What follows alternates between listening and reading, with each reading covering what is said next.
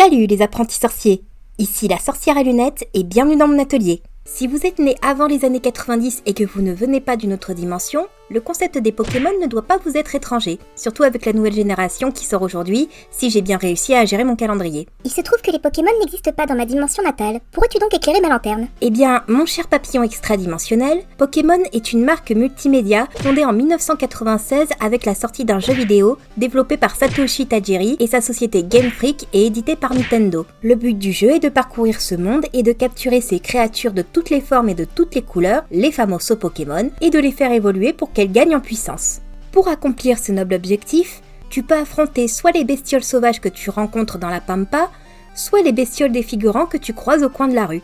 En parallèle, tu dois affronter les meilleurs dresseurs de la région afin de devenir le maître de leur ligue et démanteler une team de criminels qui utilisent les Pokémon pour des raisons pas très catholiques. Le jeu a ensuite eu droit à une adaptation en dessin animé, film d'animation, film semi-live, manga, jeux de cartes, figurines, jouets, bijouterie, literie, creepypasta, et je vais m'arrêter là parce que sinon j'aurais jamais fini. Et bien évidemment, de nouveaux jeux viennent régulièrement garnir la franchise avec de nouveaux territoires à explorer, de nouvelles teams à démanteler et de nouveaux Pokémon à capturer. Et avec les jeux Écarlate et Violet qui nous arrivent aujourd'hui, nous en sommes à la 9e génération. Je vous laisse le temps de vous remettre du coup de vieux qui vient sans doute de vous frapper.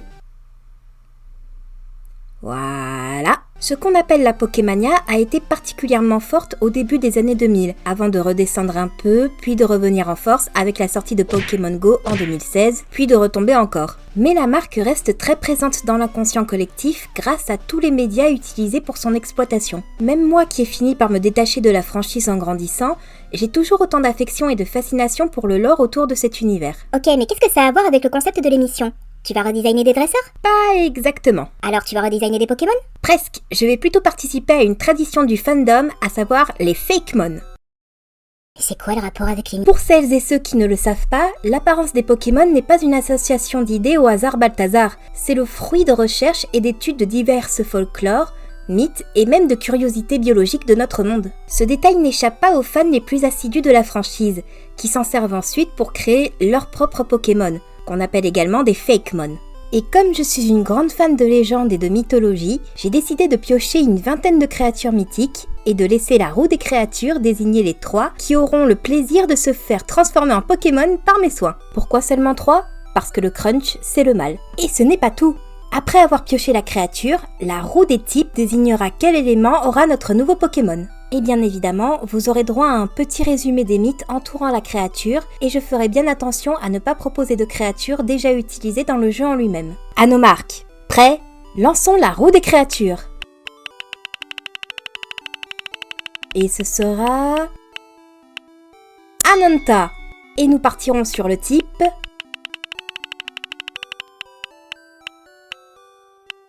Psy.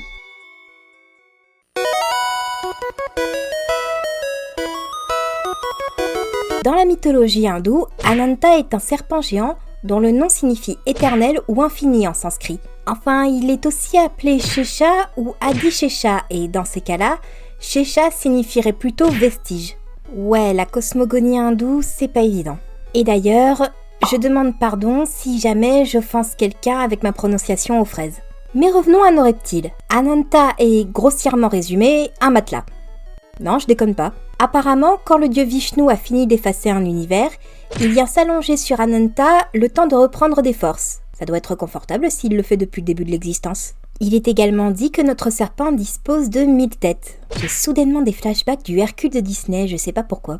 Quoi qu'il en soit, et en dépit de mon côté maniaque, faire littéralement 1000 têtes prendrait plusieurs heures et déséquilibrerait l'ensemble. On va donc faire une tête principale et d'autres têtes plus symboliques. Son ventre sera tapissé d'étoiles pour rappeler l'aspect cosmique de son inspiration. Et j'ajoute un design d'Ouroboros pour rappeler la traduction d'Ananta.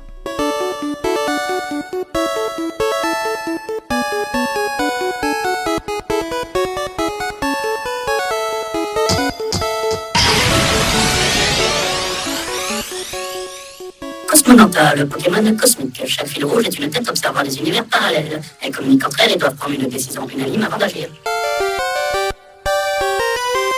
Pas mal, n'est-ce pas ? Mais ce n'est que le début. Voyons sur quelle créature nous allons partir. Et ce sera le Kirin. Quant au type, ce sera le type fée.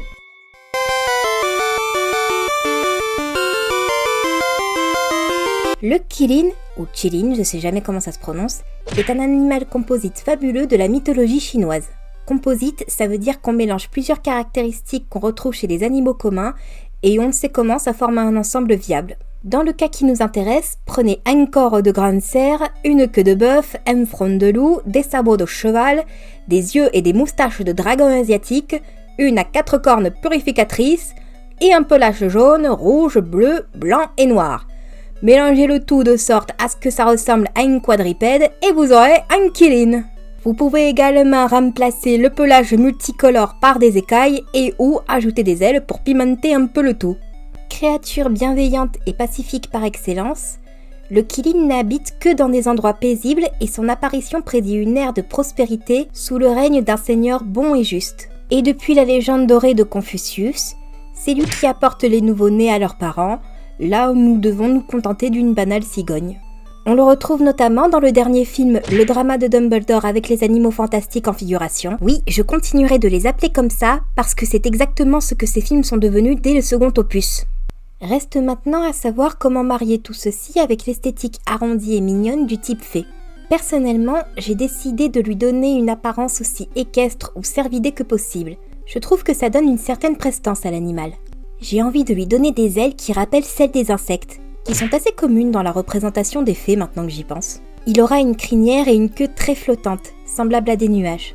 En termes de capacité et de pouvoir, j'ai bien envie d'en faire un Pokémon guérisseur, qui soigne les gens après des catastrophes genre cyclone, épidémie ou augmentation du prix de l'essence. Et je sais pas si on garde son côté cigogne qui apporte les bébés, on dira qu'on verra ça avec les scénaristes.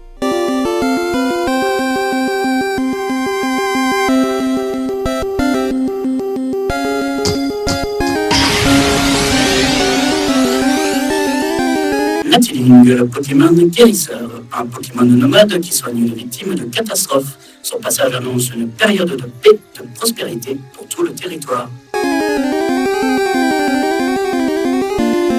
Décidément, j'aime beaucoup cet exercice. Mais nous arrivons à la fin, donc lançons une dernière fois la roue des créatures. D'ailleurs, rien que pour finir en beauté, on va tenter un double type. Et ce sera la Llorona de type eau et spectre.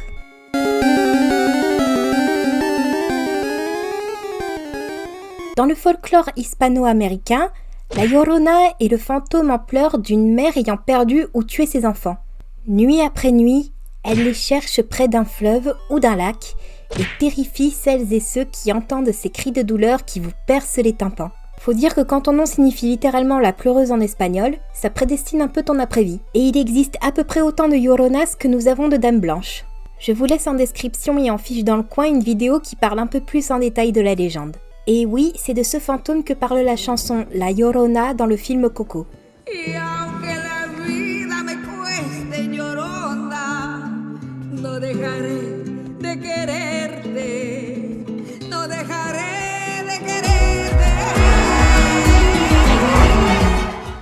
En tout cas, je suis à fond dans le thème avec le double type au spectre. Parce que oui, même les humains peuvent devenir des Pokémon, généralement après une mort épouvantable. Faut juste rester suffisamment vague pour ne pas dépasser le Peggy 7 et ne pas montrer de cadavres en décomposition. Chose que j'arriverai très bien à éviter en faisant une créature complètement aqueuse. Son masque sera capable d'exprimer des émotions basiques, mais elle aura constamment un air mélancolique sur le visage. Elle pourra chanter, mais contrairement à un rondoudou, son chant ne sera pas suffisamment apaisant pour s'endormir.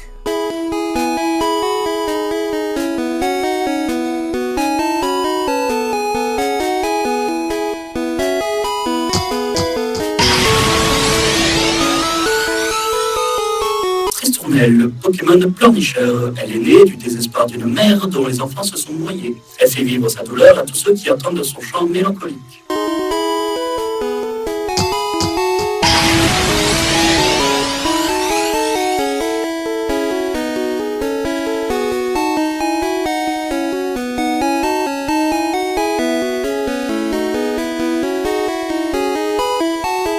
Ça faisait un moment que je voulais traiter de la licence Pokémon.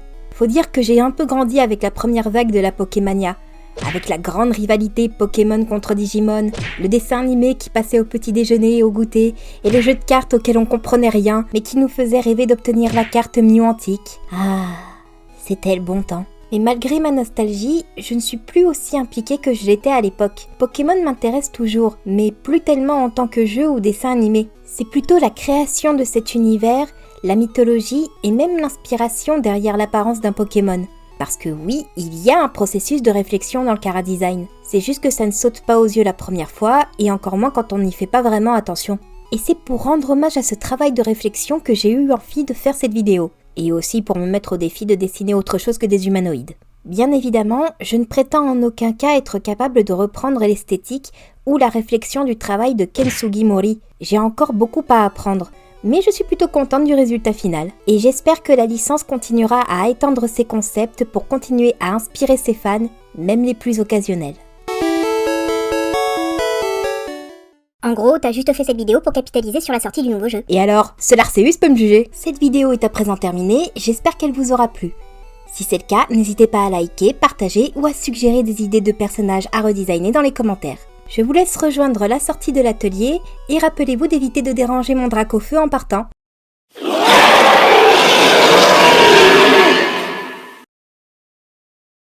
Excusez-moi, le devoir m'appelle. C'est Pikachu la star.